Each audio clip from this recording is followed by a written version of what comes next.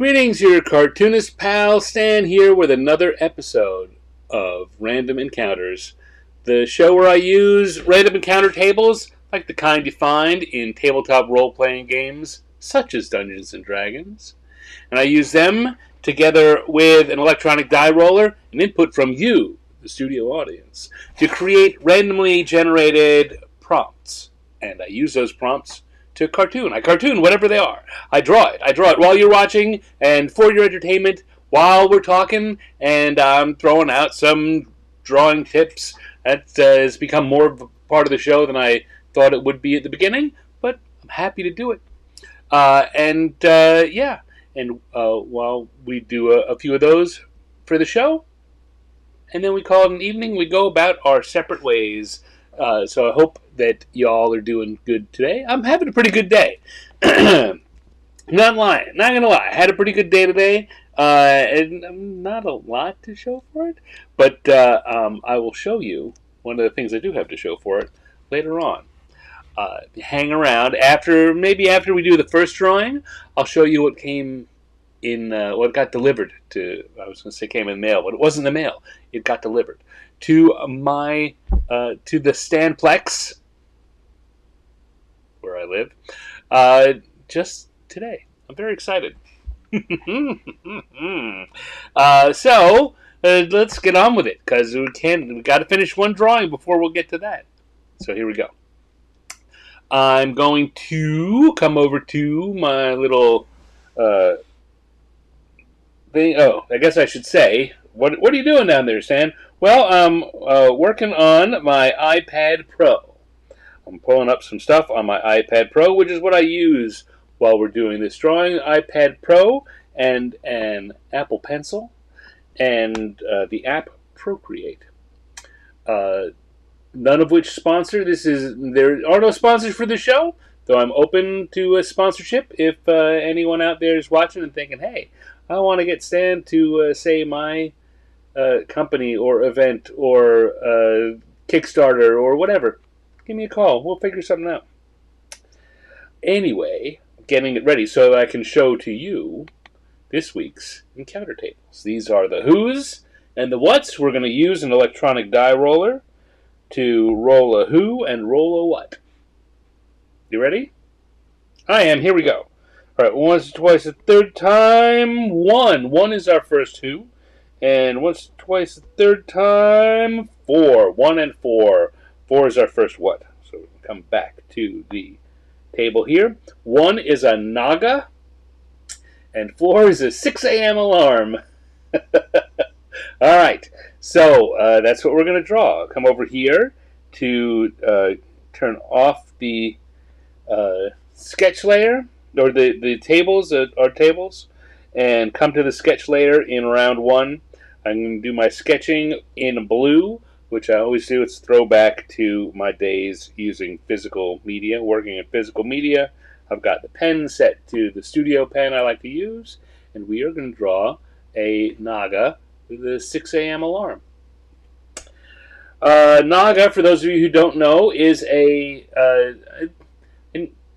it's a creature that's in a lot of different fantasy settings, and is interpreted differently in different ones. It's half snake. They are half snake, half human, or they're snake creatures. Sometimes they are fully humanoid, legs and arms, and just kind of scaly and looking snaky. Sometimes they are snake body and then a torso and arms and head of a human that may or may not be reptilian.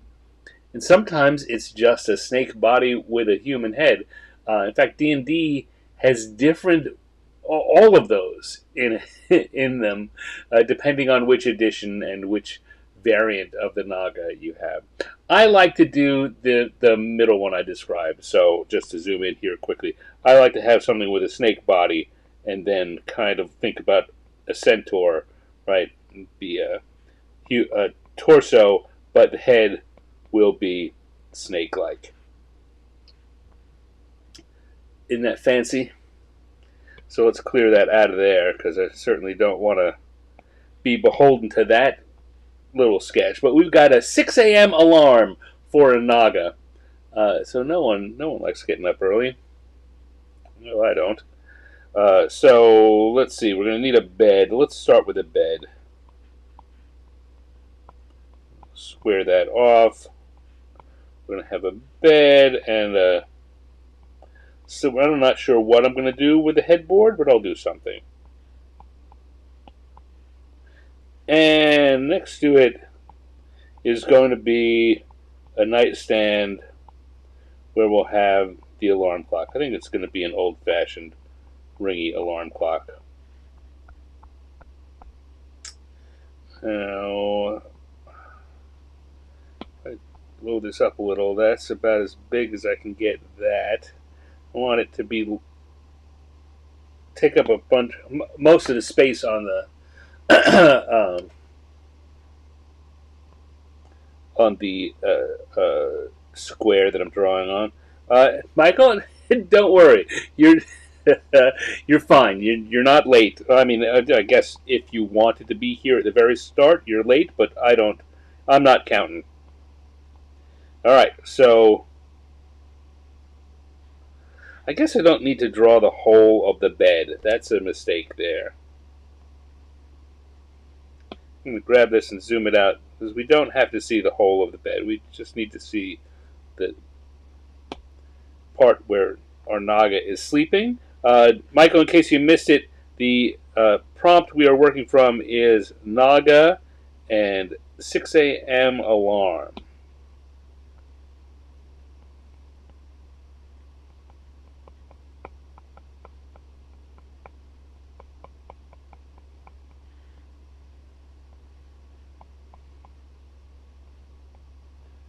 I'm going to have, alright, so this Naga is going to be in bed, under the sheets, getting waken up.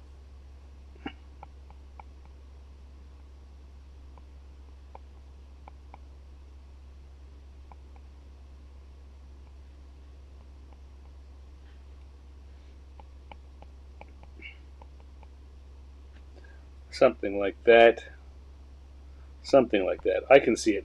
Now, one of the tough parts, or one of the interesting parts about doing this, is I can see in this mess of lines, I know which ones count to me and which ones don't.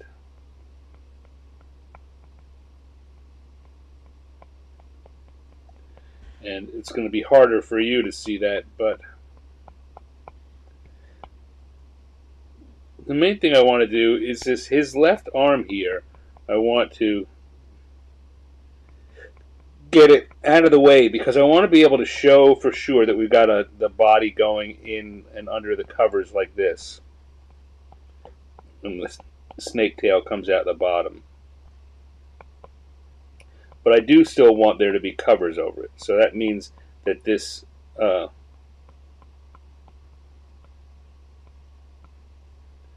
left arm, maybe we'll just have him hoisting himself up.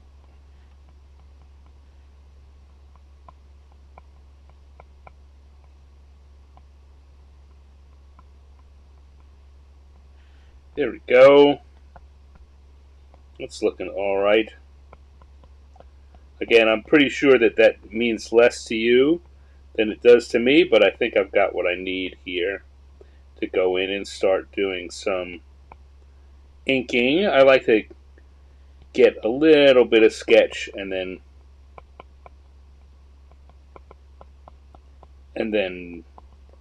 do the inking, because it's, you know, more impressive that way, I guess. Now, of course, the sketchier it is, the less certain I'm going to be about exactly how this is going to play out. So my rule about always starting with lines that you are confident in is going to apply here. And in this case, I think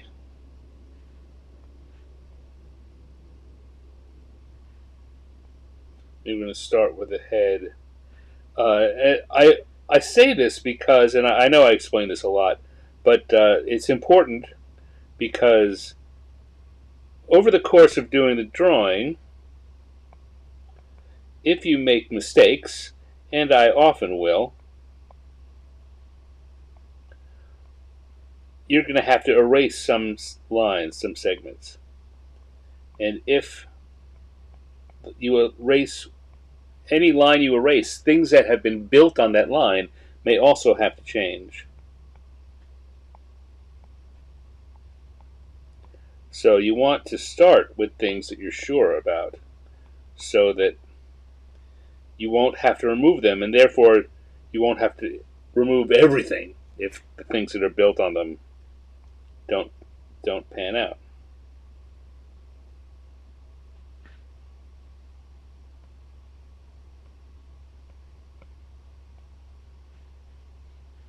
There we go.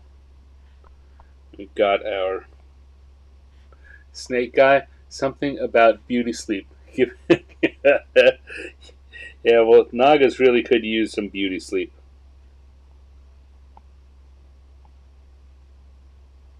I suppose I could put the Naga in a pair of pajamas. Certainly a pajama top. That might be funny.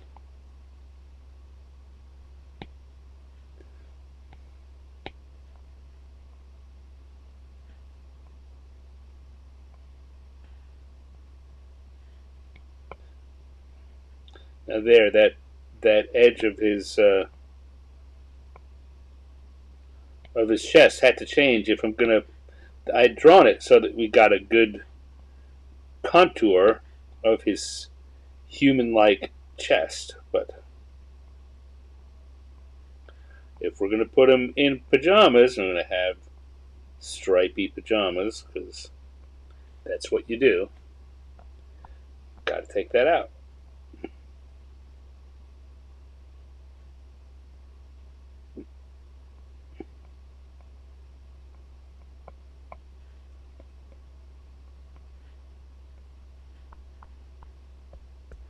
Here we go. Already starting to come together a little.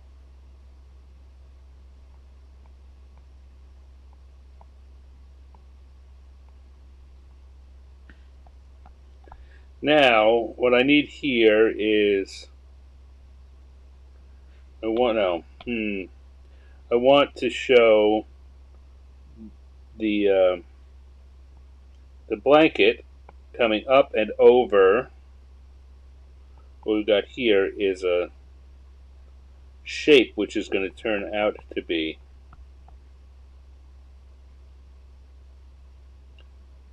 his tail. But unlike now, and the challenge there is to give the hint of that, and you want to show the shape of something underneath the blanket. But it can't be actually like a human body part. So I've got to figure out where things are going to be and put a little blanket texture, a little fabric-y texture on there. And then out from under the bottom, we've got his tail coming out.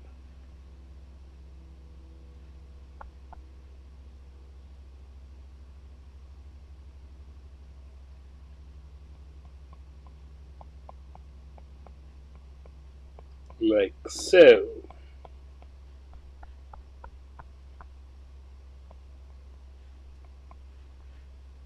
And I want it to come over here and smack the heck out of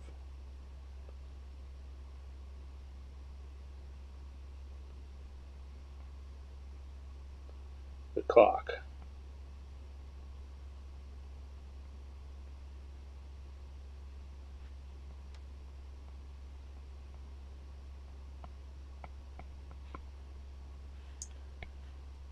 And I want it to definitely be an alarm clock. So, I don't know. Does anyone remember? I'm looking at this and I'm like, this was an old style alarm clock. This was when I was young.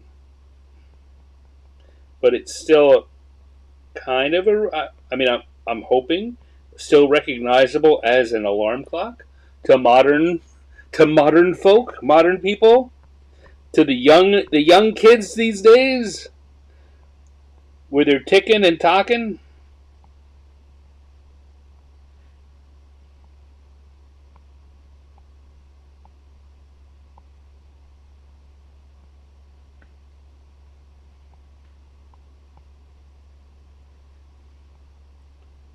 So I'm very quickly doing this bureau. I don't always put in that much detail on the backgroundy stuff, but trying to get this feeling right. And it's sometimes there's a lot of work to get the background stuff right. Sometimes it can be achieved more easily, and in those cases in particular, I want to do it, because then it's like showing off.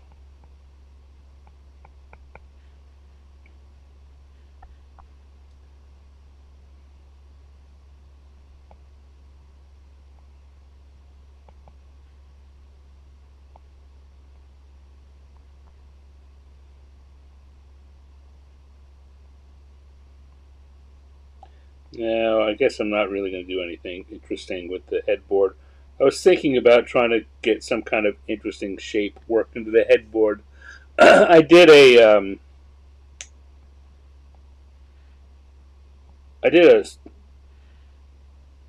kids story thing. Well, it was my uh, um, what I did for Drawloween or October, Inktober, a couple of years ago was do a story about a little witch, and I started at her out with the bed, and for the headboard, I just gave it this ghostly shape, and everyone thought that was really keen. So I thought, oh, I've got a snake guy's bed. It really worked, right? The witch had a very ghostly uh, uh, bed, and it seemed like the kind of thing uh, a young witch might have in her bedroom. and everyone thought it was neat. I got a bunch of people saying, "Where can I get that headboard?" I made it up. I made it up. Hey, Chris, thanks for joining. I noticed you just came in.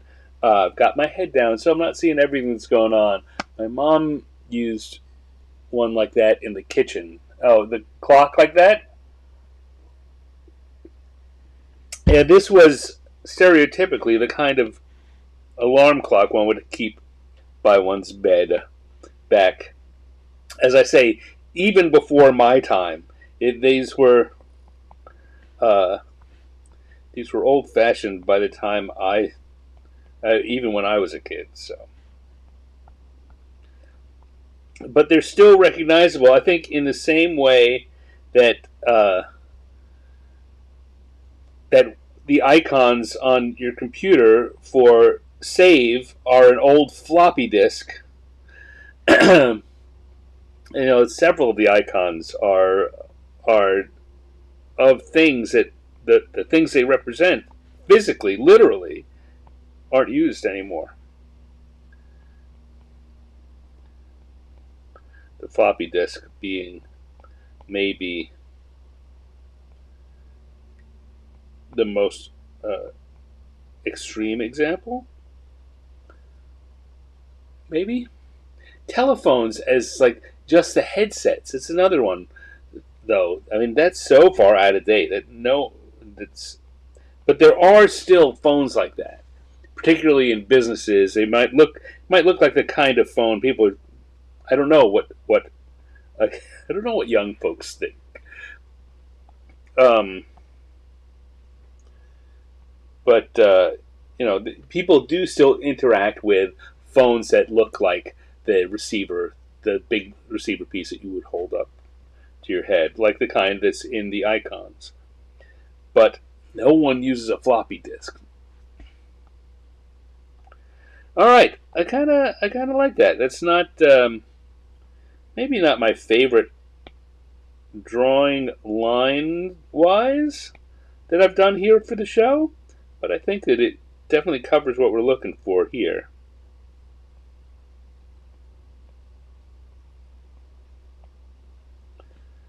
And I'm just going to adjust things. I've turned off the sketch layer so I can see what the lines look like alone.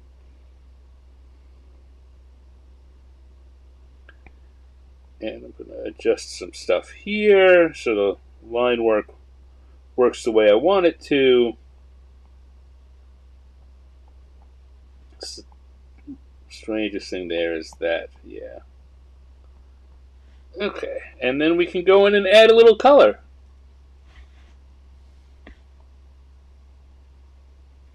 I guess, you know what, I think I want to have some more motion in there. That's going to be hard to do. There we go. Certainly getting the idea of motion out of there, but I want the idea that the tail is swatting the clock, and it wasn't getting that. Alright, what do I need to do? I need to erase that, and now we're going to go to our colors layer. I'm going to switch to the gloaming brush, which is a brush in the basic Procreate set. And it creates a markery, crayon-y kind of feeling, which is what I want. Then I'm going to do what I call my shape within a shape style of coloring. So I don't have to worry about coloring everything in, but if I can identify the simple shapes that make up these sections, and I color to highlight those shapes, it gives the whole thing an extra, just a feeling of shape and contour, an extra feeling of shape and contour that makes the drawing seem a little better and makes your coloring job seem a little better. Alright, so we got that. Maybe a light green. I was wondering whether I'd go with a light green or a yellow for the belly, but I think I'll go with a light green for the underscales.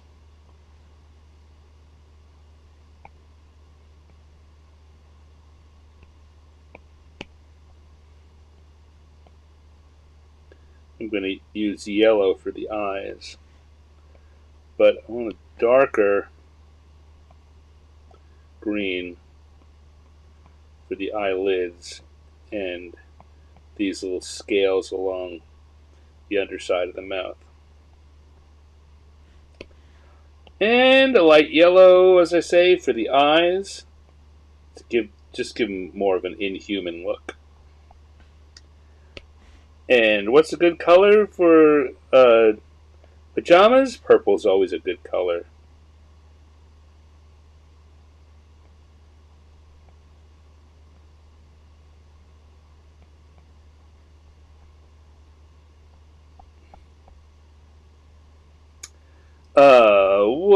Let's see. The more complicated you make the drawing, the more colors you have to choose.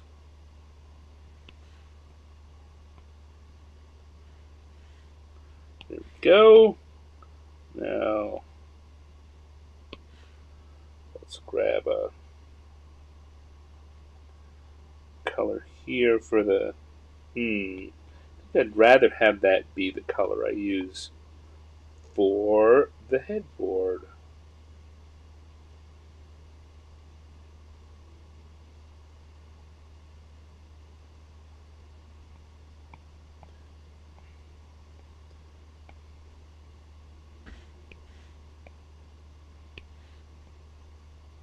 Whoop, a little smaller there. There we go.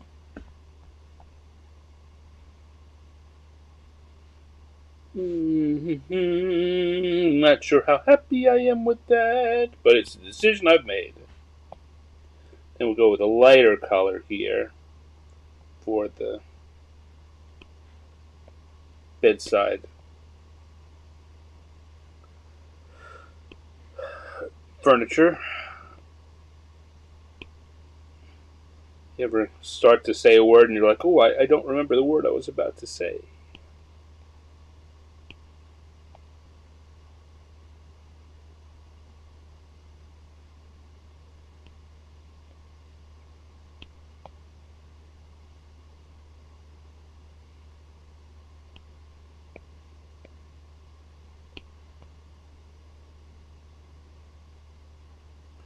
I don't know if you notice here. So what I did for the colors on this uh, nightstand, I did two things. I took one color. Let me switch over to a red so I did one color for the top here, and I used the same thing for this side, and then I made a slightly darker version of it for that side.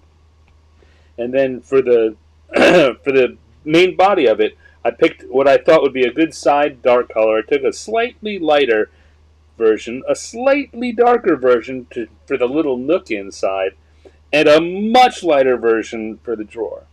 But basically, I just picked one color and then slid it up and down this scale digitally. Oh, look at what's going on. More people. Linnea's here. Hello, Linnea. Now, what do I want? I want to have kind of a dark blue here for the blanket. Why? I don't know. I remember having these dark blue wool blankets uh, at home and at summer camp. That's a color I associate with a warm blanket. Let's take a darker version of that and too dark. There we go. I'm going to use these shadows to emphasize that snake-like shape under the covers that I was talking about. So we can get the feeling that he's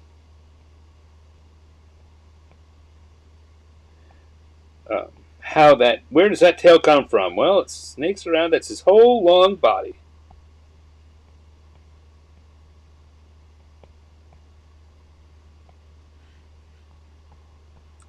And the rest of these are basically white. The sheets and the pillow, we'll leave those. I need to remember there's a wooden slat that goes along there. And then we'll add a little more shading on snake, on the Naga, a little darker than that. Take the body color, a little darker than that. Add a little bit of shading here and there.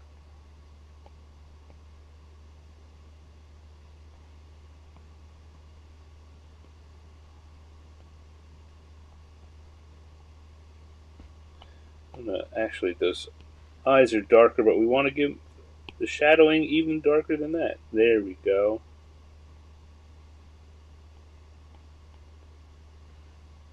See how doing that, what we want to do is create the idea that this thing is, that the eyes aren't flat, they're round. So there's going to be shadow on the far side of them.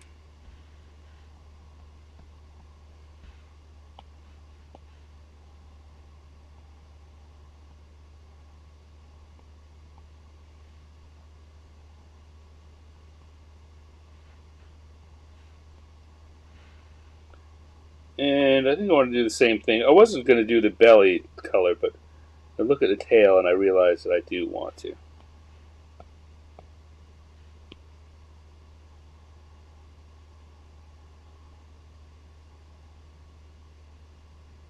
So weird. How do I do that?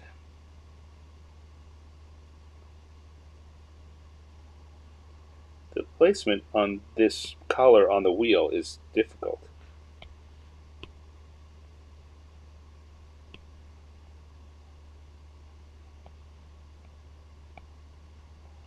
There we go. I think that's all I really needed. And what do I need? So I'm going to take a light gray, because we want some shading on the pillows. I often talk about the fact that what kind of shading you put on a white area very much influences what the audience will think about it. So let's see, I just did the main sheet and the pillows with that gray, but what if I take a light blue, a very light blue, and I use that on the sheet? And you'll see, if you look at it, that it very much looks like, and I'll switch to the red, that this color here is different than this color here, when in fact they are exactly the same. The only difference is the shading color that I've put with them. And that kind of thing will work for you too. Let's see. Don't have to do the shading on the pajamas is a little trickier because they're not a solid color, but I can still do that a little, just a little. Let's see. What do I want to add to this? I'm looking at this, and I think that I could.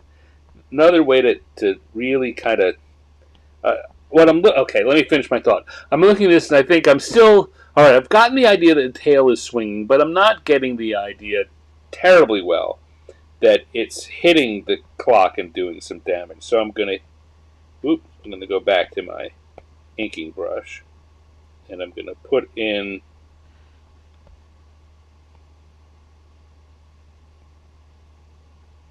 some. You can do any kind of shape you want. These little spikes are often used for when there's a jolt around where the jolt happens. It's very similar to the kind of sweat bubbles that come off when you're worried. There, now he looks even more frustrated because I gave him sweat bubbles. See that? Switch him from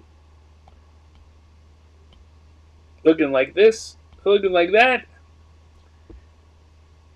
It adds something to the... there's a reason why you do them, because they have an effect.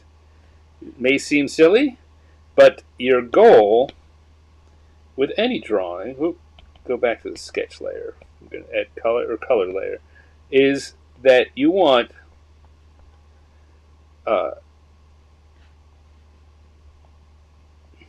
your drawing, what you want is the person viewing the drawing to get the idea that the same idea you have. It's kind of like a mental telepathy, except it's drawing telepathy. You're trying to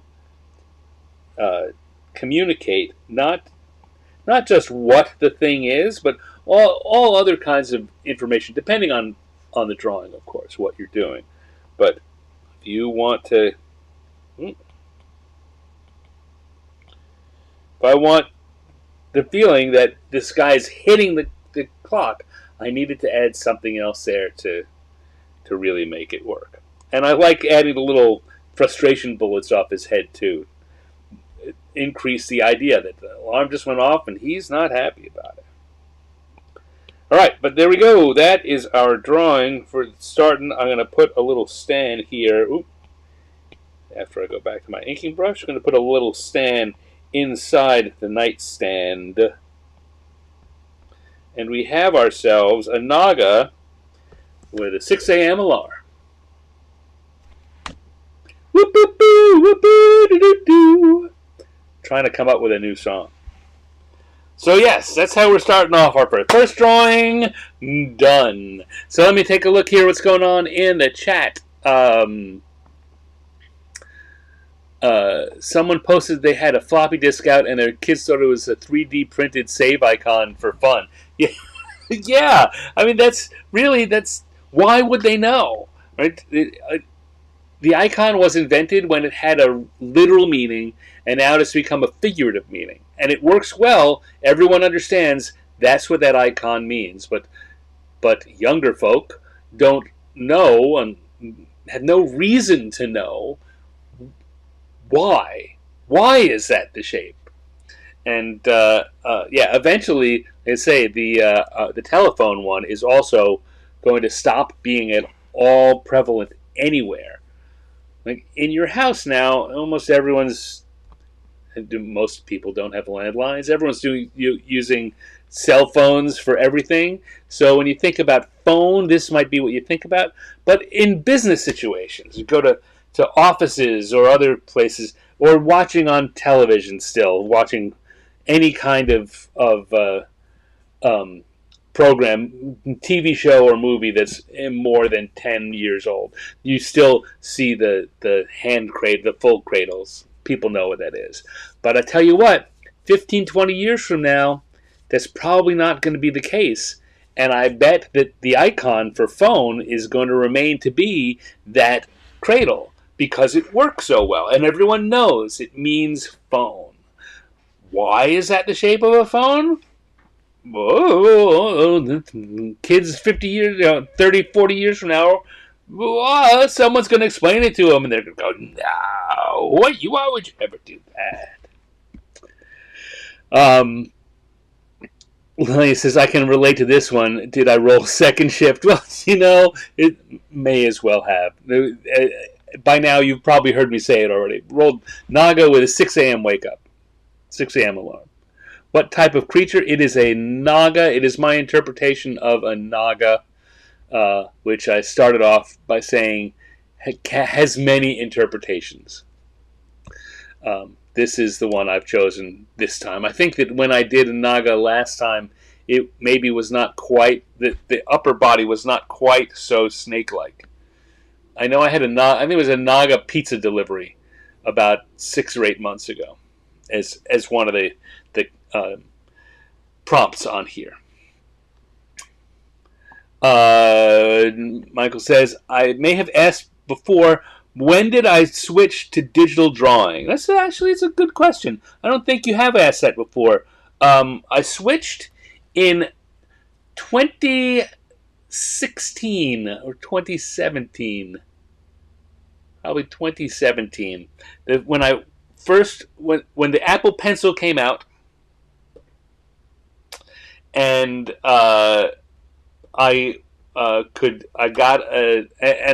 and I'd heard about this app Procreate. I was very interested in doing digital drawing, but I never was able to master the skill of using an old tablet where it didn't have a touch screen.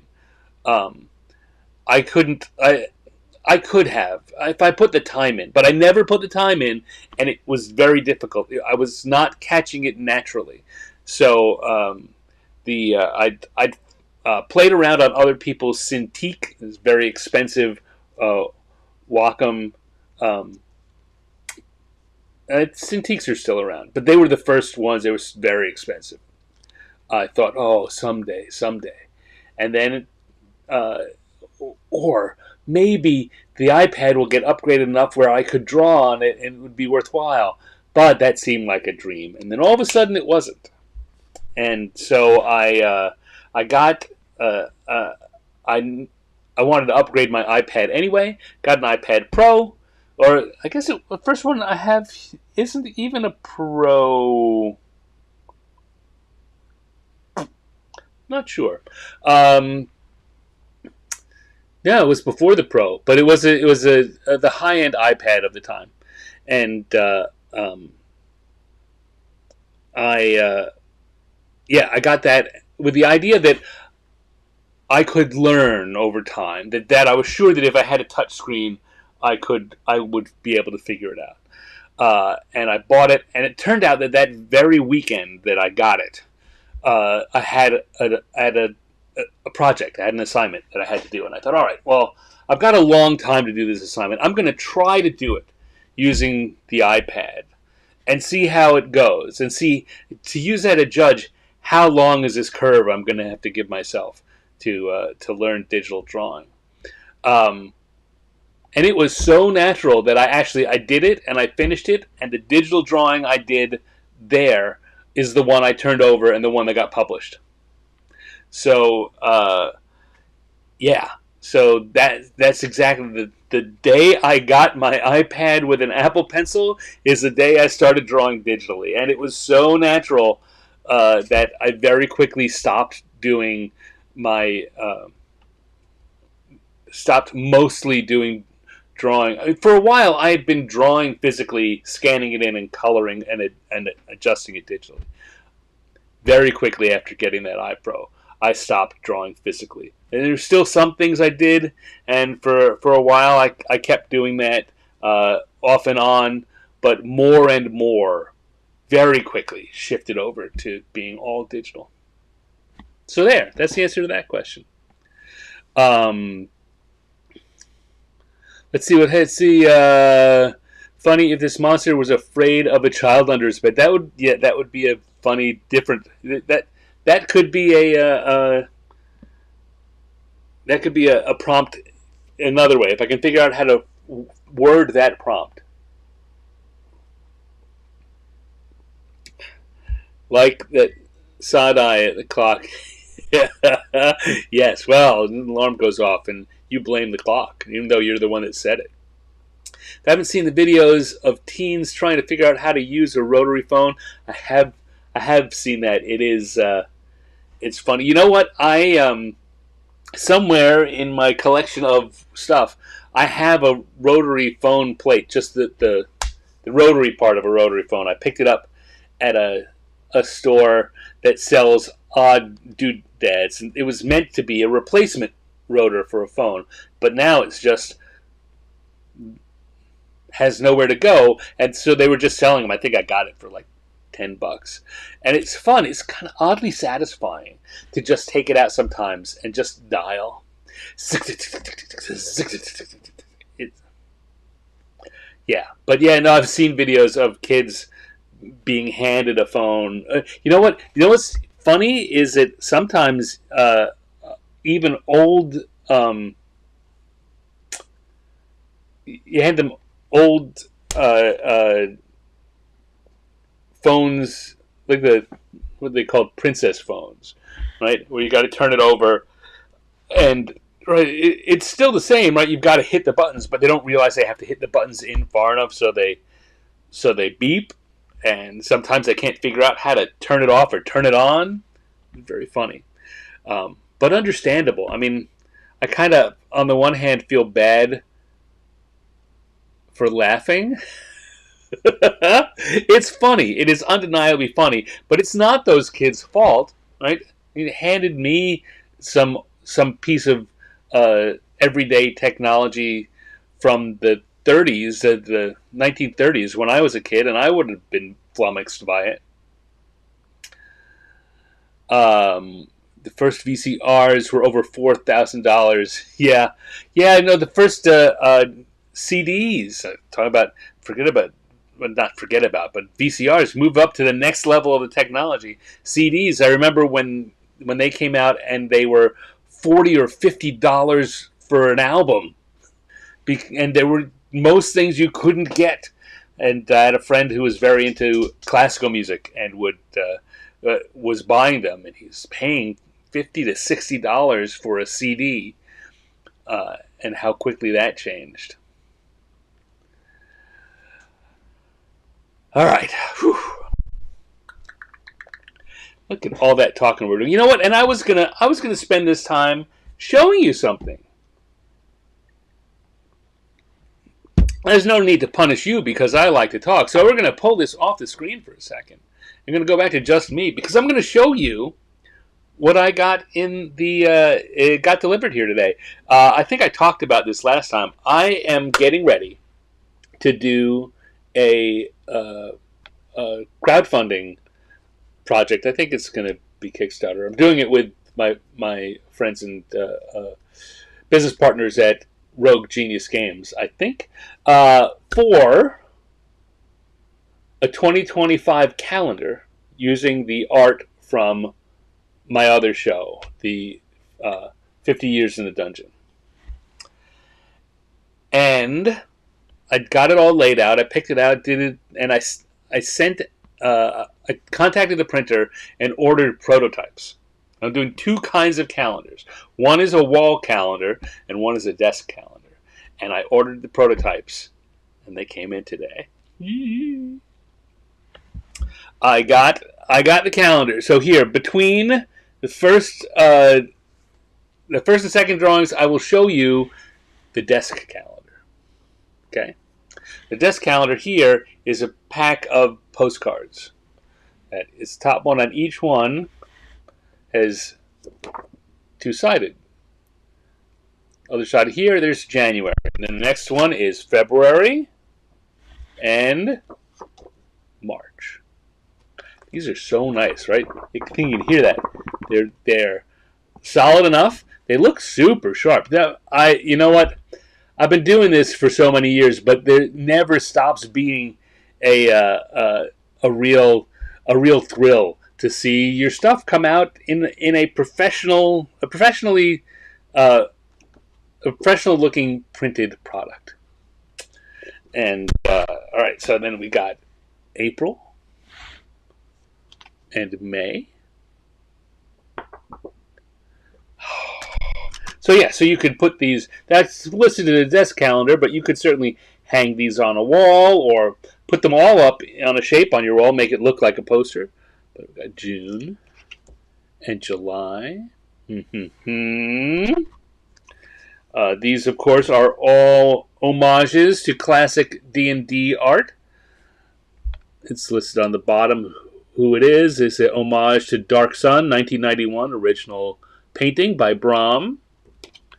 And September is homage to Dragons of Autumn Twilight, 1984, original painting by Larry Elmore.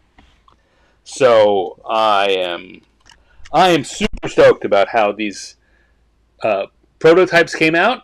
I got them in less than a week, which just means to me that this is well within means of pulling off. So December, and then we've also got 13th month. We've got January. While you're figuring out what your next year's calendar is going to be.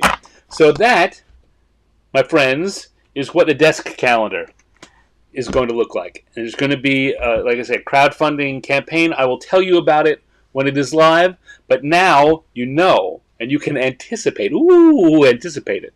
And tell your friends. Tell people you know who might like it. Maybe you can point to this video so they can go see me show it out. But I certainly will rely on you guys to help spread the word when it's time. If you double-side them, we can't collage. Oh, you're right. If they're double-sided, you can't collage them all. Well, you know what? You can't collage them all then, because I'm double-siding.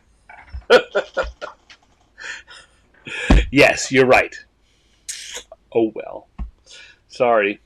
Maybe you'll just have to buy two.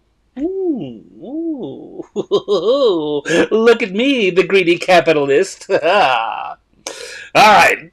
That's enough of that. Let's come back over here, and we'll get off the round one, close out round one, turn on round two, and turn on our encounter tables, and go back and do one more. So, let's see. I'm going to go to the... Ooh, didn't want to do that. I want to go to the die roller, and here we go. One more time. Once and twice and third time. Three. Three is our first who. And a once and twice and third time. Three is also our second what? 3 and 3. 3 and 3 is a Flumph TV news reporter. Okay. Flumph TV news reporter. So, those of you who are not familiar, Flumphs are basically the silliest D&D monster. They're annoyed. They were created to be annoying and silly, and they are just that. They are basically flying air bladders. They're flying whoopee cushions.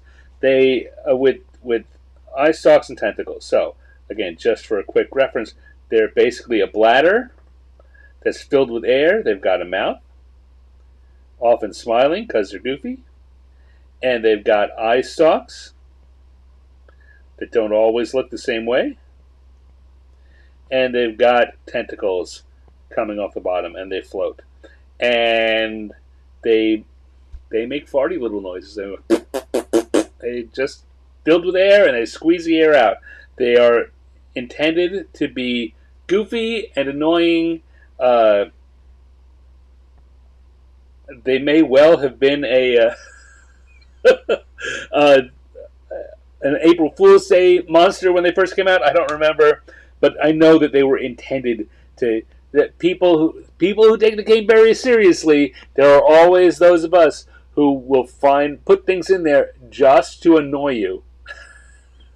But the thing is, if you don't like them, you don't want the flump, you don't want the silliness, don't use it. But the people that do like this kind of thing love it. So, we got a Flumph and news reporter was our TV news reporter. Let me check that. It was, yes, TV news reporter. Okay. Flumph TV news reporter. So let's clear this layer.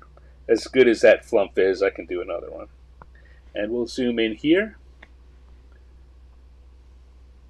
Teos Avadia from AlphaStream loves them. Yes. Let's say there are people who love the Flumphs, and people who hate the Flumphs. And sometimes it's surprising when you find out a person is necessarily one or the other.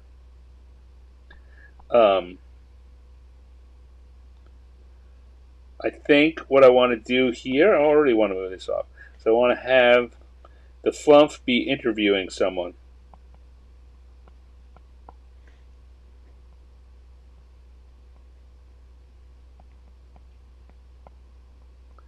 The Flumph will have a microphone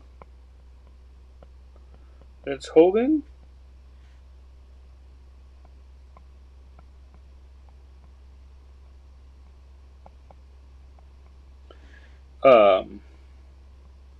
I guess the thing I ask for you guys is, what is the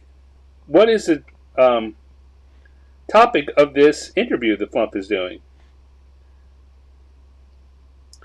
Either what is the Flumph asking? I guess you could also give me an idea of who the Flumph is interviewing. I'm going to start by drawing the Flumph.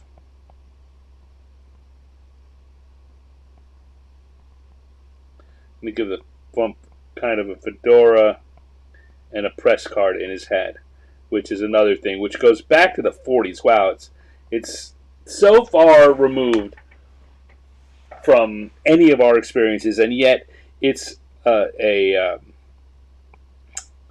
stereotypical image that is still used today.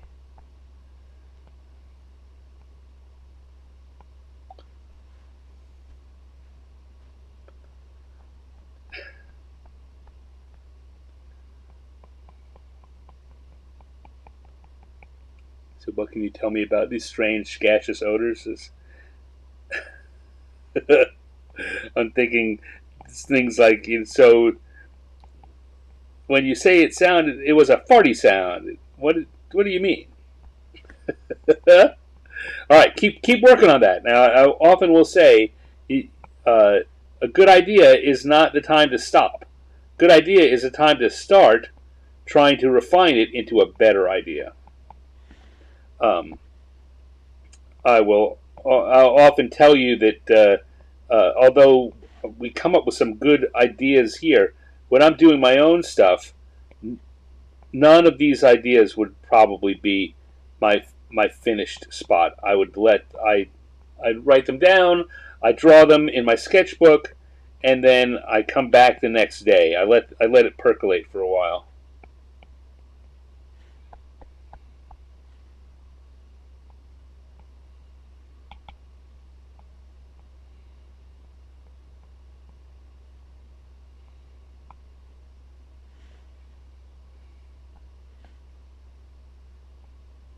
I'm not sure. I've got this guy with a wide-eyed look, like he's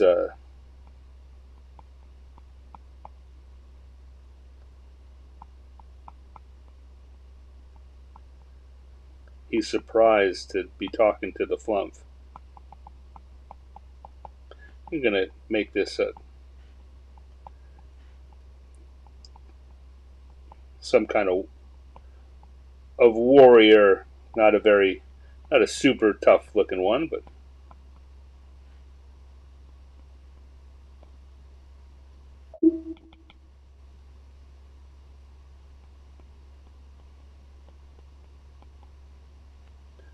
there we go.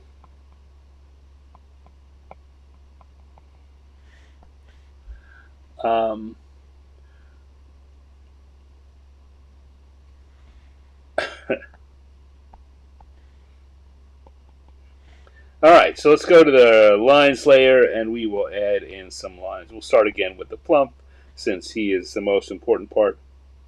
I'm going to choose the part that I'm most confident about as these eyes, because the rest of the drawing is going to work in around them, and the rest of the body,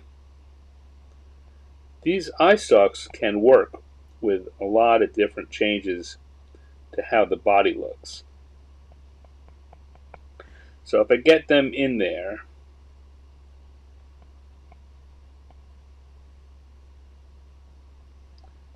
I won't have to worry about changing them.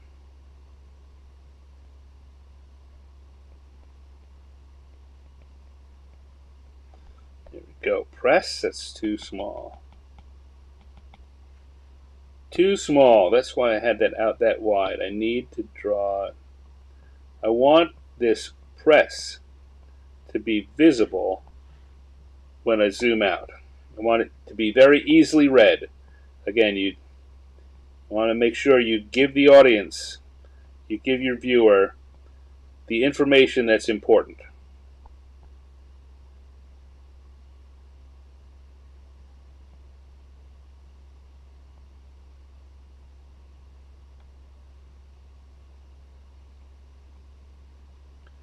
Now, the weird thing I'm thinking about with making the Flumph talk,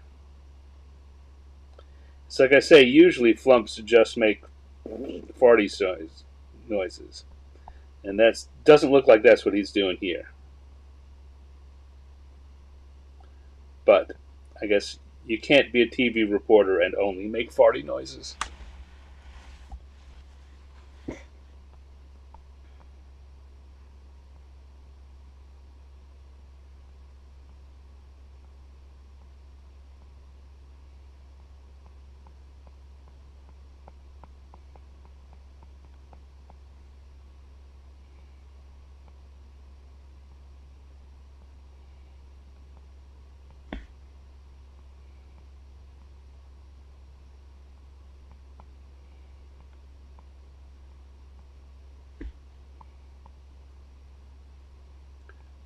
Go.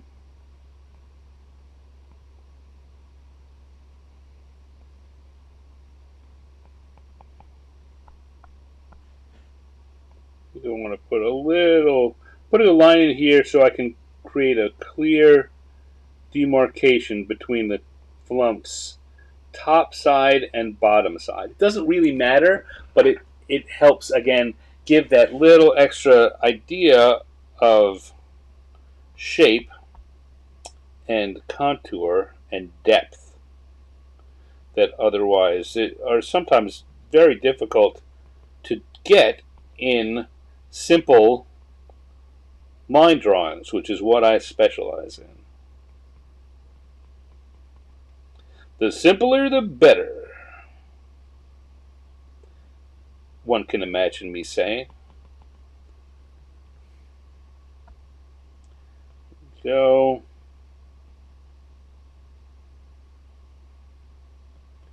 and unlike something like a beholder, there's no codified number of tentacles that a Flumph would have, just a lot of them.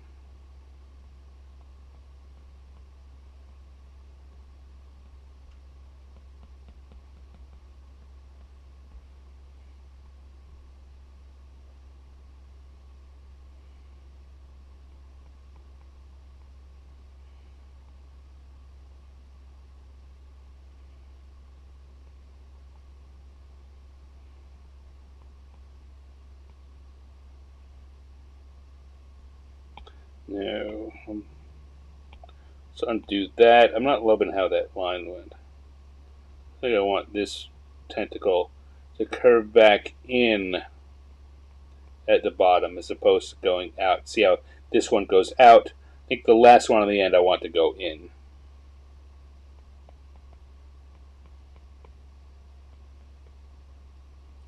A lot of these, that's a little kind of decision you want to start thinking about as you do more drawings. And it's all about,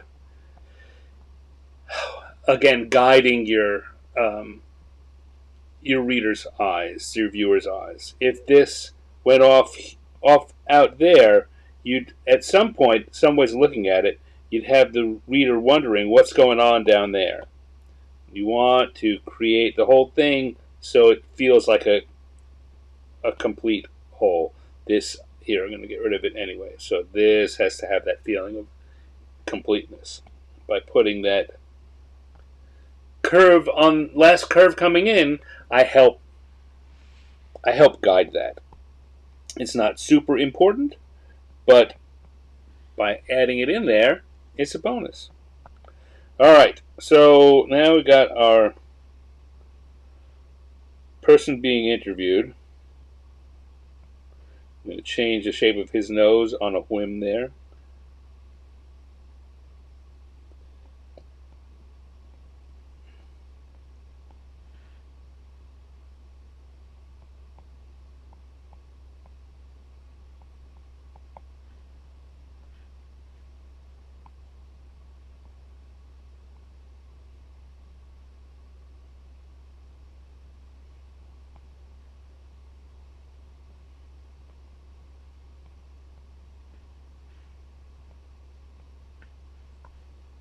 Yeah. And what else? What else? Oh, yeah. Here we go.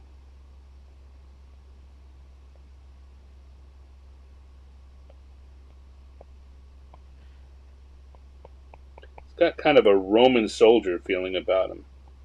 Not sure that was intentional when I started, but now I guess if I can think of ways to play it up, I will. I will.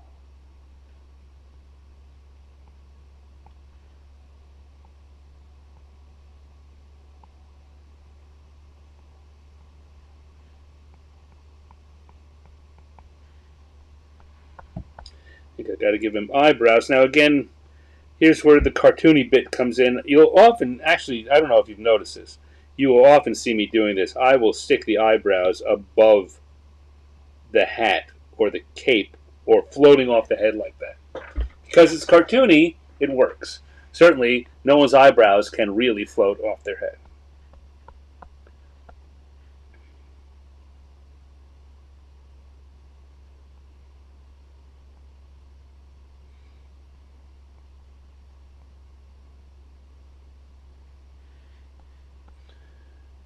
And we do that, and I can put a little thing on it. I'm going way more detail than I really need for this. Why? I don't know why. But I'm feeling it, and it doesn't matter.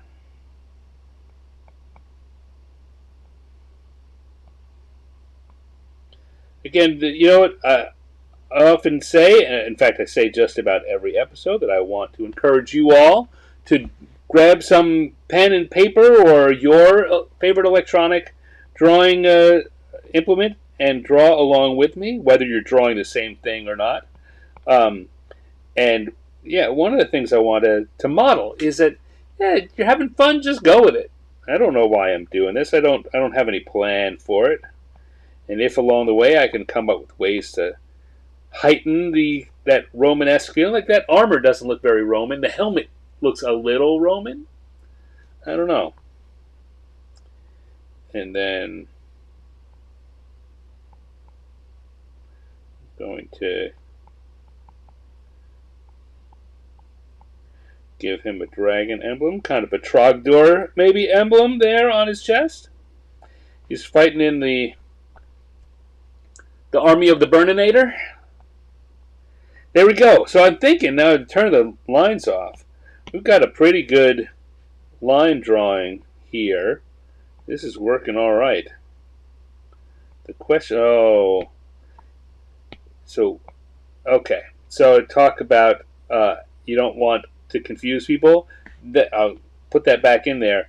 By putting all that together, I'm creating a question for the audience of what the heck is going on here with, grab that red color, this tentacle, this tentacle, this tentacle, and this tentacle. What's happening in here? Because I put that last one, because I put this one behind it so closely, it seems to be touching. So I got to get rid of that. I've got to change what that tentacle in the back is doing. Because, again, the one thing I want to make sure I don't do is make the viewer have to say, what's happening there? You know what I think is happening there? Because then they'll have a very high chance of thinking the wrong thing. All right, but here we go. I still don't really have an idea for what he's saying. Let's see what's going on here in the chat. Nope, not much more. Where were you when the lake mysteriously turned into a bog overnight? um,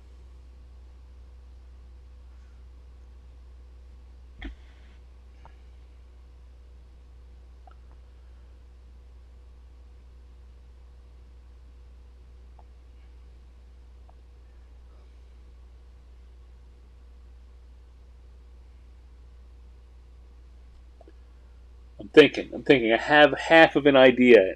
So far, it's not a good one.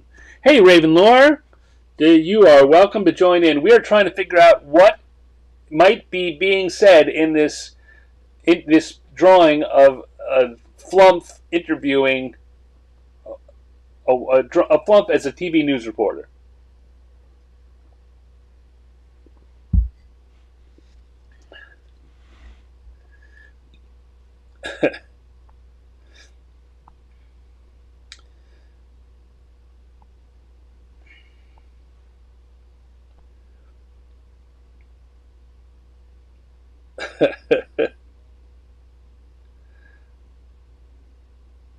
So I'm thinking. Here's what I'm thinking. I've now been silent a lot as I kind of ponder this. Is just have the soldier saying something like, "Can I describe the farty noise I heard?" Well, it sounded a lot like you. But I'm not sure how funny that really is.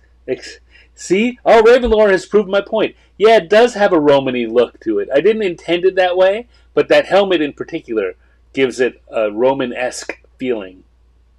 Not intentional, but it got that way, and I played it up a little bit, and so I'm glad that it comes through that way. Woo! I'm not a hack. All right, I might still be a hack, but I'm a hack who can get stuff done.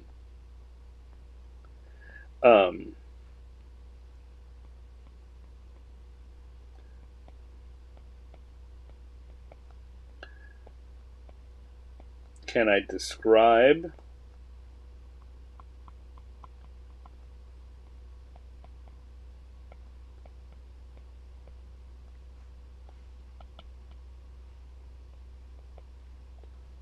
The strange farty noise?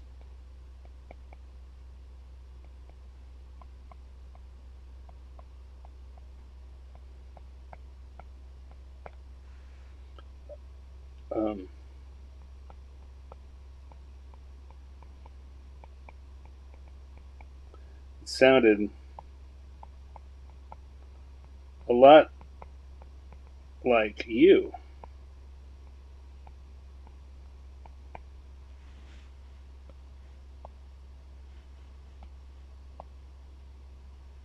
Now, the only thing I'm looking at is thinking I want to change the mouth shape on the Flumph.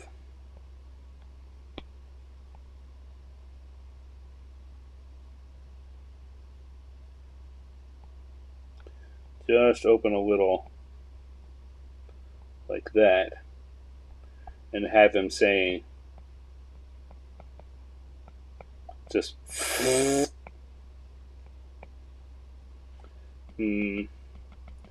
tell you what I want to do. I want to make these more, rather than normal lettering, I want to make them block like this so that it's more of a sound effect.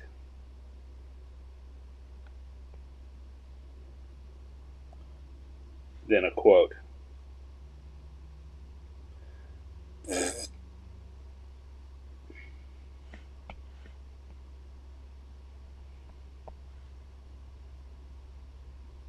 There we go. I think I'm going to go with that. That may not be the funniest thing. Again, I say it. The idea at this stage of creation usually is to get an idea roughly down and then you work with it later. I think that for this idea,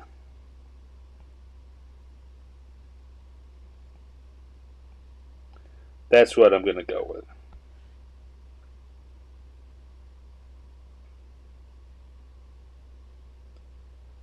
So we'll go and grab our color section and do a quick addition of some colors.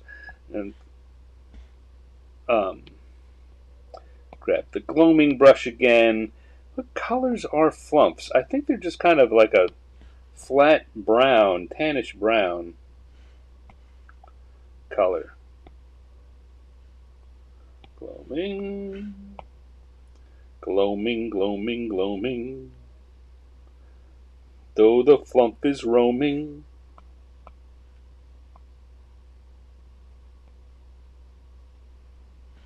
No, no, no, no, no, no, no, no, no, no, no, no.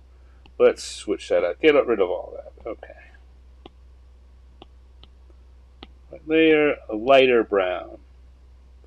First of all, start off with a lighter brown for the body of the Flumph. Then I want to take a darker version of that.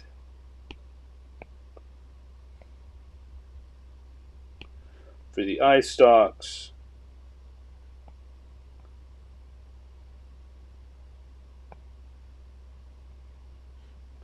And for the tentacles.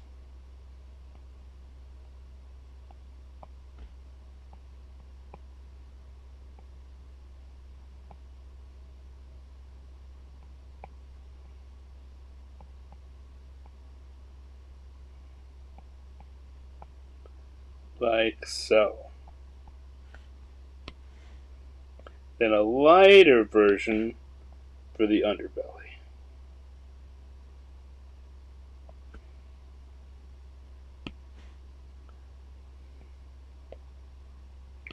Be a light green for the eyes. You don't want to make them just seem strange. Normally you do a bluish gray for eyes like that. I'm going to go with a greenish color. Look at the time. Boy, all that time I took off before coming back to stretch this show out. Thankfully, I got nowhere else to go. And I like hanging out with you folks.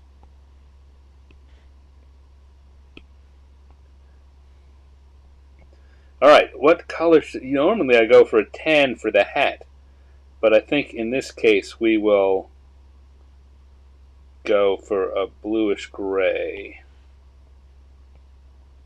That's where we'll go with the blue gray for the hat.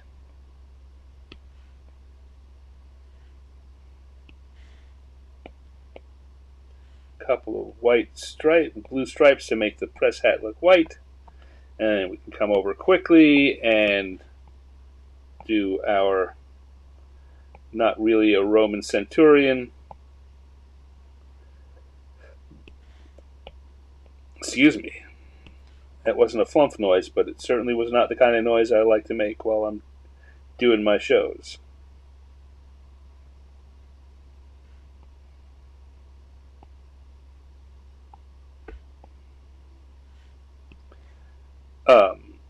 Unless you didn't hear that, in which case I didn't do any. There was no noise to hear. I don't know what you're talking about.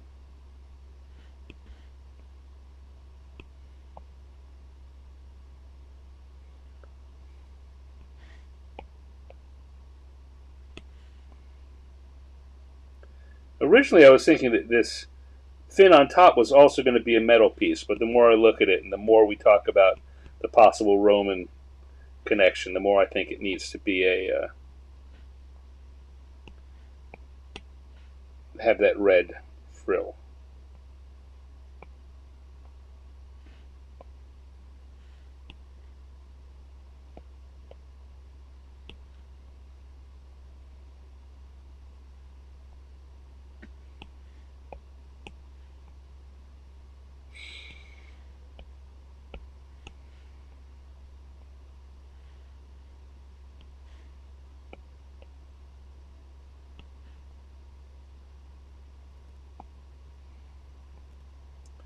Shape within a shape.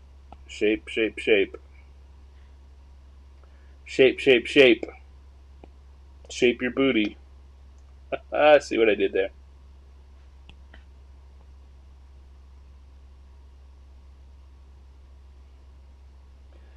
There, I don't know if you noticed what I did there. I used a blue-gray for the arms and a green-gray for the body, so I can have about the same color, but it's definitely different. You can definitely tell those are two kinds of gray. The main difference, they're about the same quality-wise. The main difference is that one is based off of blue and the other is based off of green. All right, there we go. I think we're going to call that good. No, not yet. Not yet. Because I need to, if we're going to have a sound effect, it should have color in it.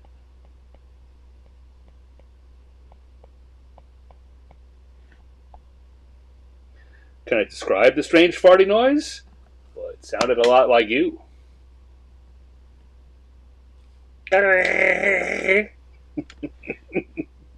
Let's go back to the lines layer and the inking brush and the black ink. We'll put a stand on it. Believe it or not, I'm proud enough that I want my name there. This is not a cartoon that's going to win any awards or sell anywhere, but it certainly, I think it was fun, and that's the main thing. It's funny. It shows to someone there is a subgroup of people who will laugh at this. I don't know if you're in them, but I'll tell you for sure, out there in the world, there's a subgroup of people who will laugh at this. They may not say, "Oh, that's so funny," but they will laugh. All right, let's see what's going on. Head 'em up, movie. Oh, thank you. Yes, heard my rawhide thing. Flumph hide, yeah.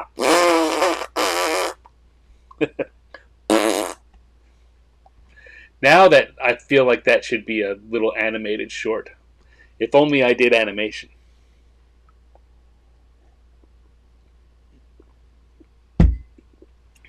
Yeah, very Mel Brooks. Well, you know what? Mel Brooks, huge influence on me. One of my big comedy influences. I grew up listening to. We had copies of the 2,000-Year-Old Man records, and I listened to those all the time. Big Mel Brooks fan. All right, so what am I going to do here? I'm going to come back, and we're going to close this out and open up round 3 with the sketch and turn on the encounter tables. But, oh look, there's someone over on Twitter who really wants to get banned.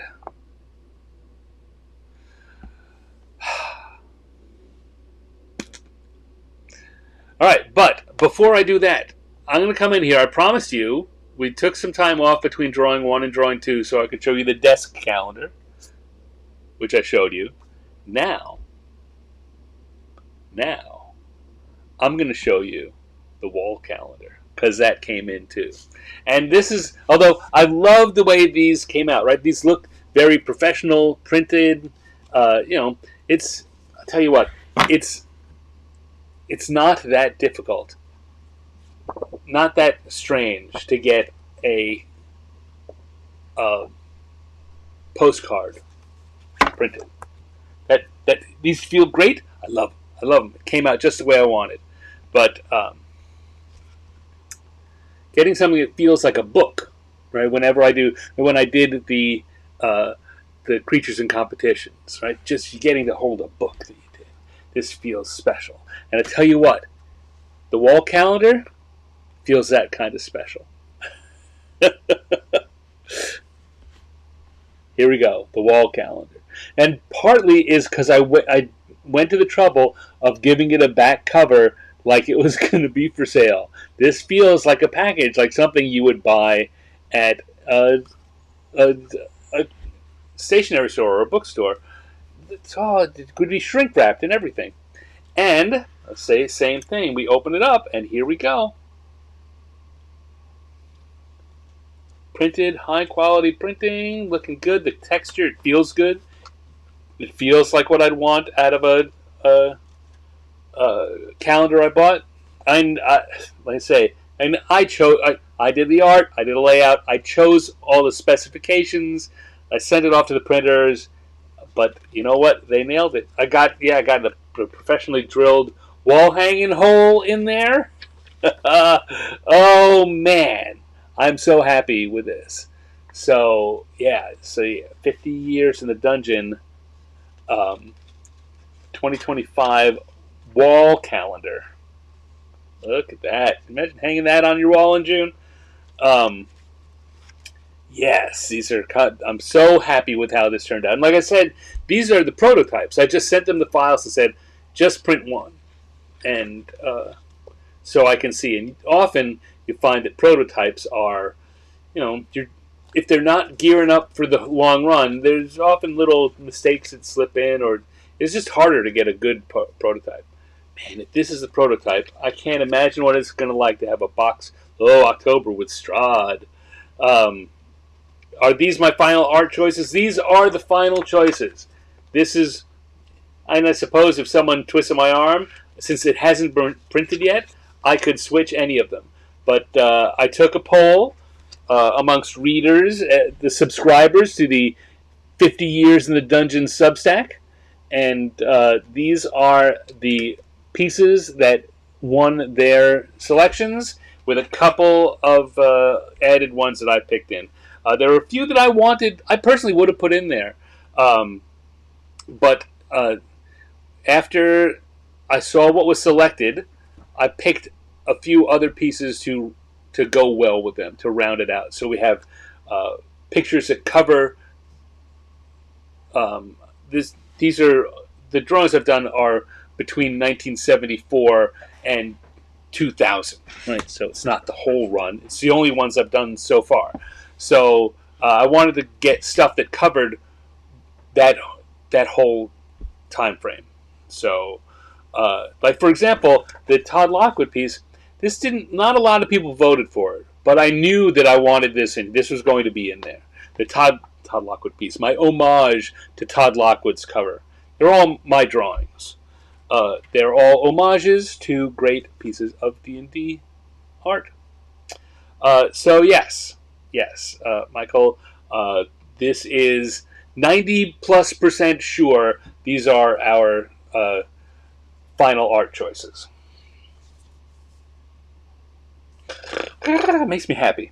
All right, there we go. As I said before, these are the prototypes. I'm going to be crowdfunding this. It's going to start sometime soon. I don't know exactly when, but it's going to be a short crowdfunding window. It's going to be about a 2-week crowdfunding window. So keep an eye on my social media. I'll certainly talk about it in future episodes of this show. Sign up for the 50 Years in the Dungeon Substack, the free newsletter, 50yearsinthedungeon.substack.com, and you for sure will get information. They'll be told when this is happening. It's going to be a what they call a Kickstarter. It's going to be a short fundraising campaign, 10 days or 2 weeks, so that I can know what it is and then print them quickly. And it's probably it. I don't think if you don't get it now, if you don't get it, not today, if you don't get it in this crowdfunding, that may be the only opportunity, because I'm not going to be selling them broadly. I'm not going to print a lot more than what is asked for. Calendars are notorious for just being bad business models, because there's only like a 2 months window during the year when anyone wants to buy them. And I'm at the early end here, so I can cover it. And the last thing you want to do is get into January with a large supply of unsold calendars. So whatever I wind up printing here, I'm going to be printing a little bit over what is ordered through the Kickstarter, and I'll probably use them if I go do any events locally between then. If the printing goes well, I may have some at Gamehole Con. I'm going to be at Gamehole Con in about a month, and it's possible that I will have some of these and I'll have them for sale at Gamehole Con. Uh, Depends a lot on how quickly the Kickstarter, the fundraiser happens. It depends on how quickly the printing gets turned around once I put my order in. So I don't know. I don't know, but it's possible. Which, if you asked me on Monday if that was possible, I would have said, yeah, probably not. Now I think, yeah, it's possible. So, there we go. Shall we do one more drawing? I know we're already at the hour and a half. Usually this is when we're stopping, but what the heck? Let's do one more. Come back in here to my pad view, and we're going to go to the die roller and roll it up one more time. Here we go. Once and twice and third time. 5. 5 is our who, and once and twice and third time. 4. We already had 4. Does that leave us over here? 4 was the 6 a.m. alarm. If we switch that, the 5 would be Bagpipes and the 4 would be Harpy. What do you think? Or something else that you guys want to suggest. But already running overtime here. I'm gonna ask for a quick. Anyone has any ideas? Otherwise, I think I'm gonna do with the Harpy playing the bagpipe. But if you have ideas, now is the time to put them in, because I'm getting ready to start sketching.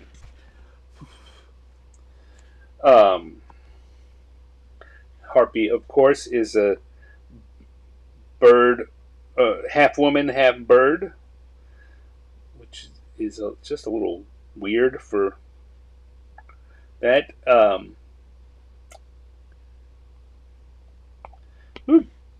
Turn on. You got to turn it on, or you can't draw on that layer. So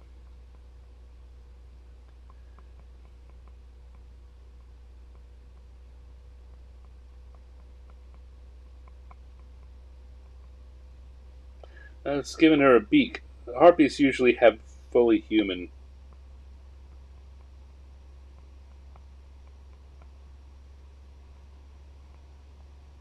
I'm starting with the face and the bagpipe. So we need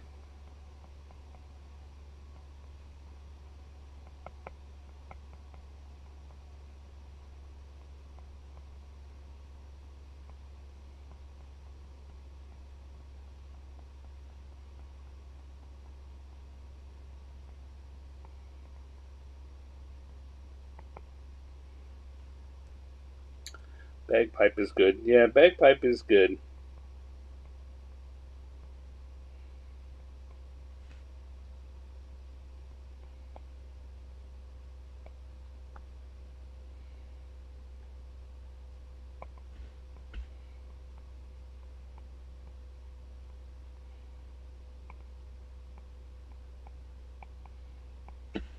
You know what we can't really do here? Guess we can, and I was thinking that when I did bagpipes that I would certainly have the character wearing a kilt.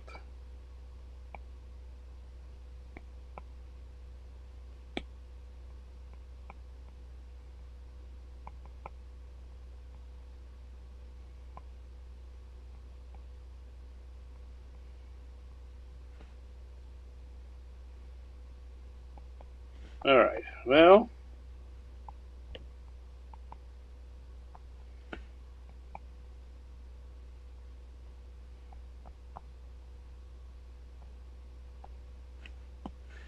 blow that up. I think we may have our drawing right there.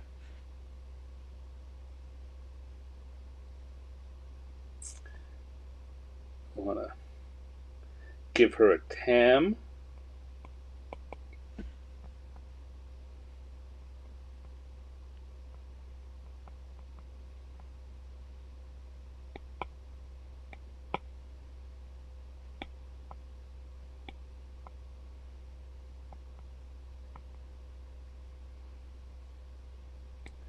Position of that arm is tough. So you want to show them holding want the arm to come out a bit so that they're holding the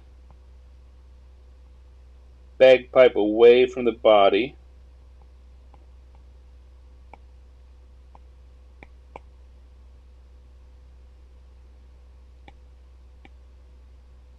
But this arm, you want to come in because they're holding it under there. Well, I guess this arm is playing one of the other pipes on the bagpipe.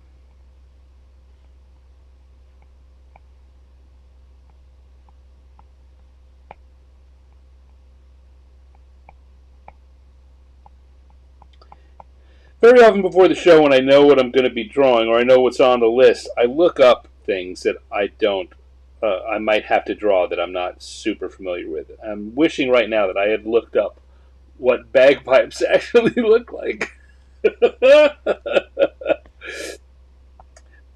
Bagpipe music is for the bird.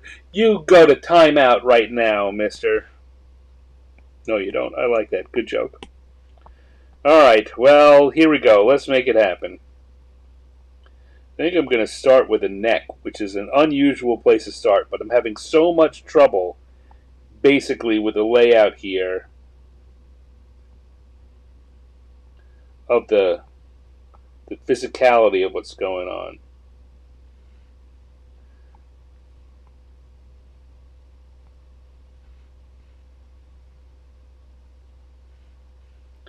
Now I can come here and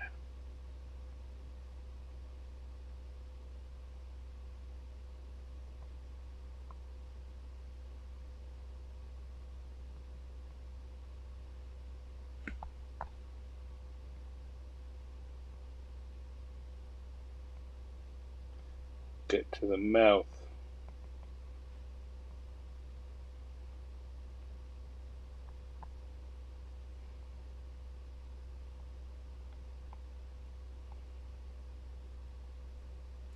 We're going to give our Harpy girl lashes.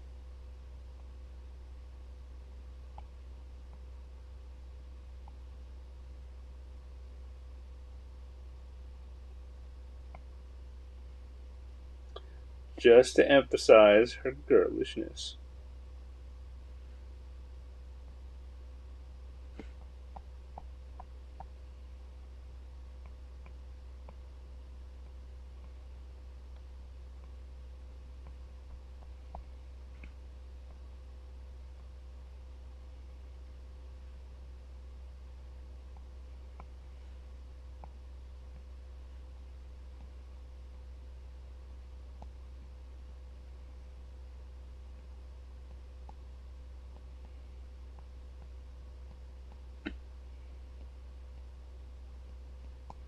Now bear in mind that I am making up entirely what a bagpipe looks like,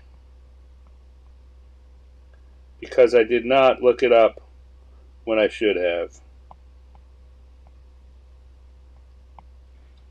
Don't be like San. Look up. Get resources. Get reference. Don't just make stuff up.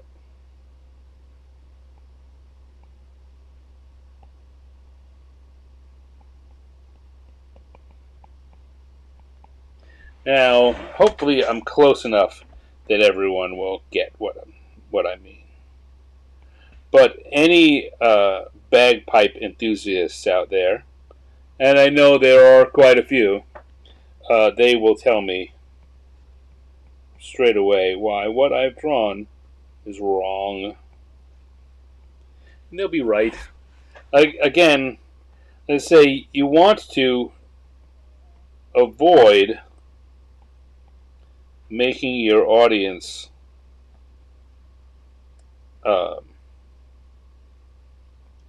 question what you've done.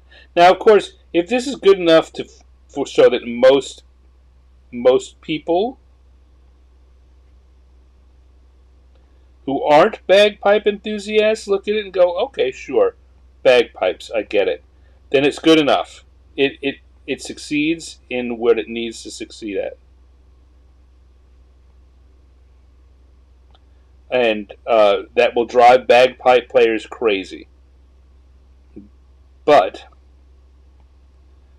it's true. My main audience is not bagpipe experts.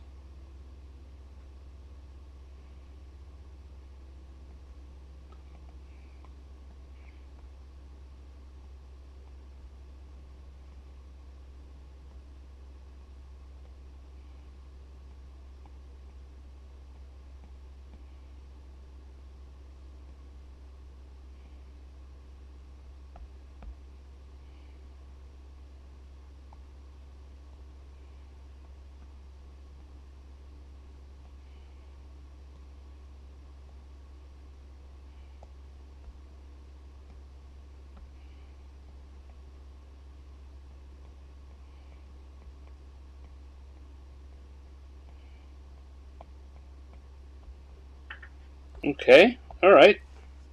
I buy this. I mean, not for cash money, but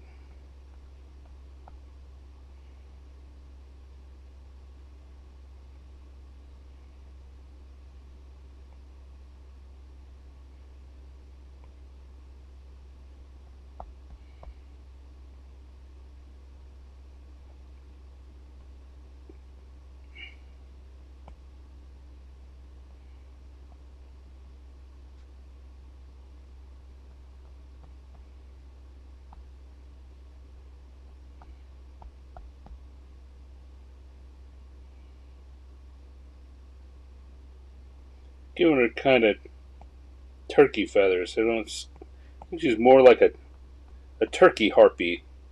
It's rather than a vulture, she's more of a turkey buzzard harpy.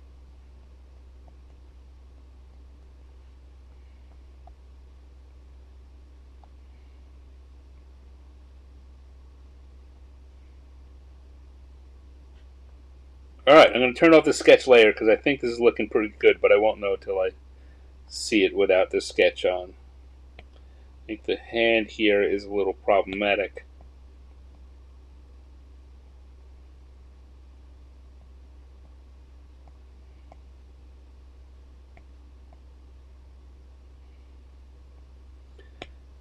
It's kind of tough. What I'm trying to do is get the idea that the arm, just both an arms that are wings. It's a difficult part of getting a harpy to look good. Because if they're actually big, wide wings, then they don't function well as hands. And certainly, I've seen some. I don't like it when the harpies are given like angel wings and then human hands. I think the arms do need to be the wings.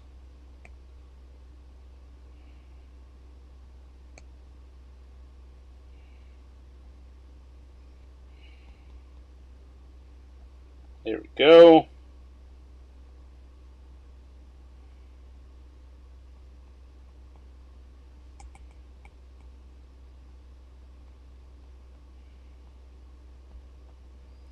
All right, I think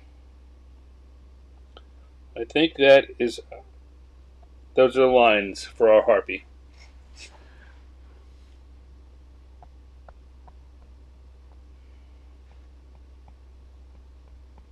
This is going on here. I was making a sandwich and wasn't watching close.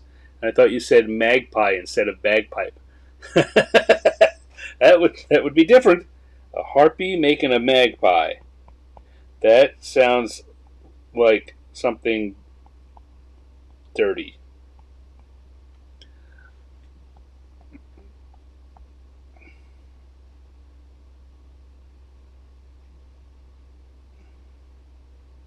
I'm just pausing to look at it and see if I think there's anything else that really needs to change here before we move along.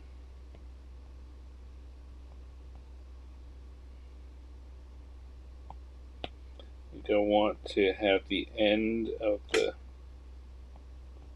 kilt be there. I want to have her hand be there. I don't know that that's going to be terribly readable by anyone else, but it's got to work for me before it can work for other people. There we go. All right. Let's throw some color on that and see what happens. Right? Yeah, right. Okay. Start with the skin tone, because that's, oops, go to the color layer first of all. Start with the skin tone, because that's where things happen. Again, here's another one where finding my shapes within the shapes is really going to help to accentuate what's going on here.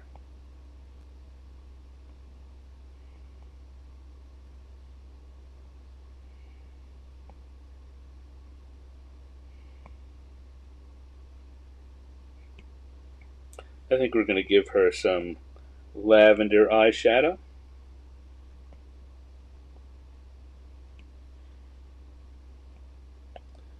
Green tam.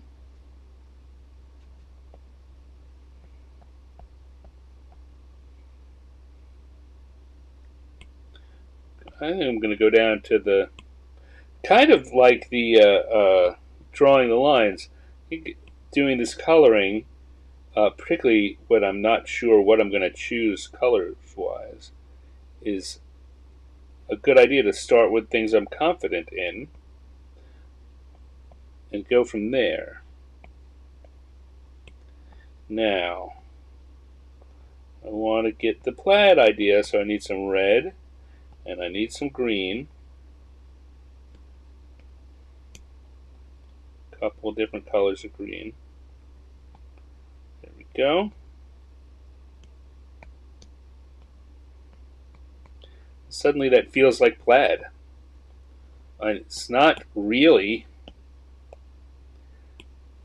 but what do I always say? It doesn't have to be right, it just has to not look wrong.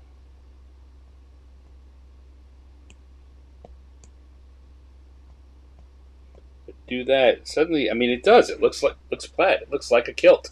It's nothing like a kilt for real.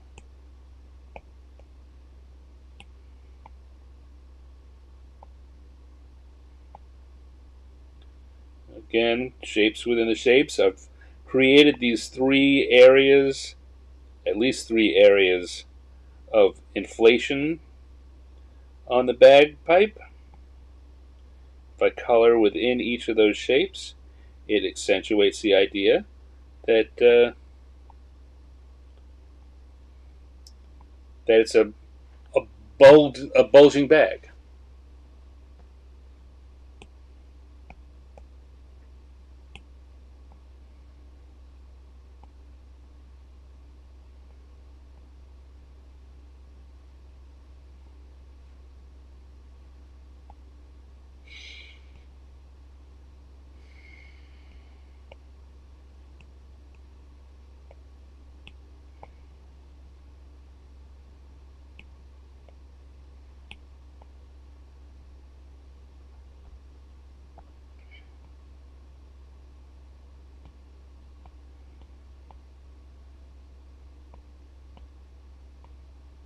There we go. Now we get to the feathers, and I think I want a blue-gray.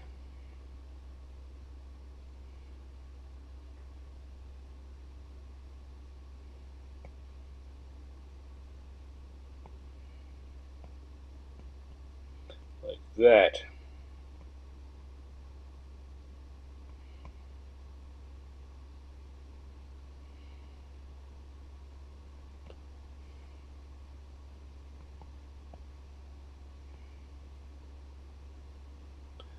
And what do I want to do here? I think I want to grab that color, make sure.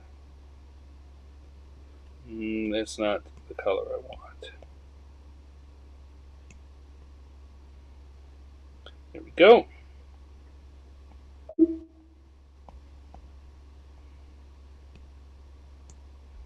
Now, do I want to make her hair gray or red?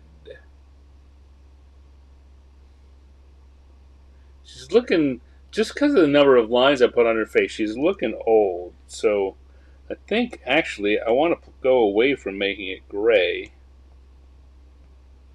to help youthen her up a bit.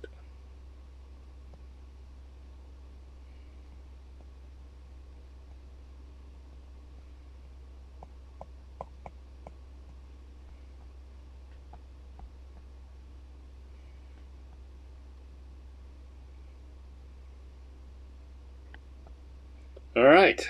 Alright. I'm liking this. I'm liking it. I'm liking it enough to move on. So let's make that a little smaller. Add some secondary blue-gray. Like it both as a shadow and as kind of feather accent colors.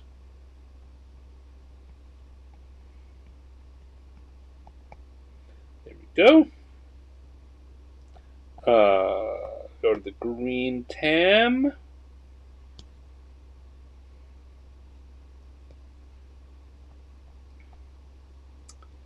Go to the red hair.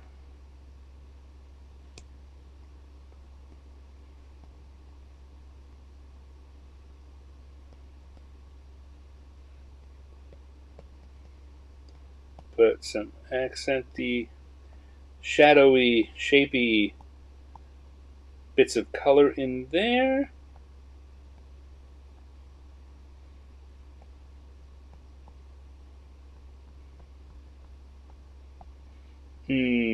The bagpipe.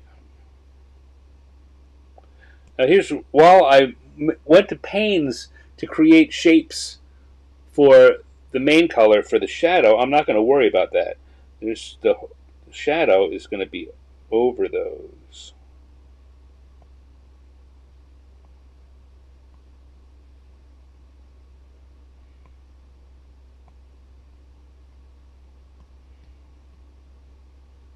Because no matter how much it sticks out, whatever shape it is, once it's in shadow, that begins to have kind of a amorphous, singular feeling about it. All right, that's looking good. I think, tell you one of the things I do think is that I'm going to be toning down the opacity on this one. I think all the colors are coming out a little stronger than I'd intended. And I think it's going to help it a lot when I step in and take all the colors down a notch by lowering the opacity.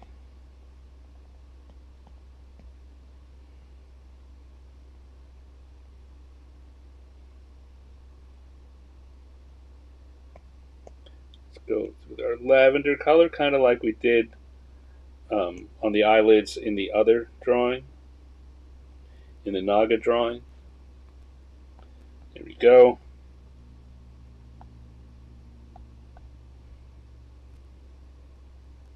Yeah, now I just want to maybe get some color on the branch.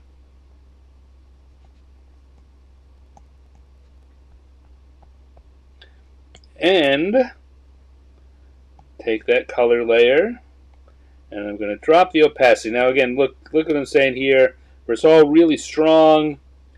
It's just feeling kind of overwhelming on my eyes. So I'm going to take the colors, and I'm going to drop this down. I'm going to say 20% to 80%. How does that look? I'm not even looking at it. That's too much. 85, 90. 90 is looking good. That's too much. Around the 90% mark. Not as overwhelming as I thought.